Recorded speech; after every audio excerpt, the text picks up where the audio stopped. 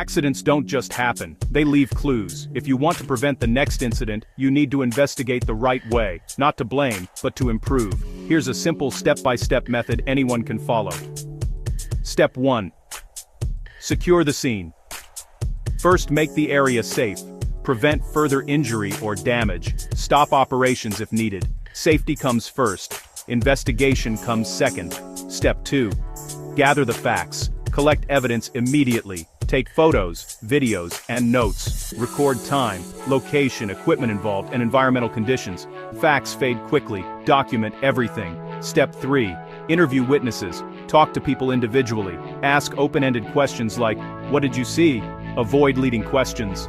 Focus on understanding, not blaming. Step 4. Identify the root cause. Don't stop at human error. Ask why, at least 5 times. Why did the workers slip? Why was the floor wet? Why wasn't it clean? Keep digging until you find the system failure behind the incident. Step 5.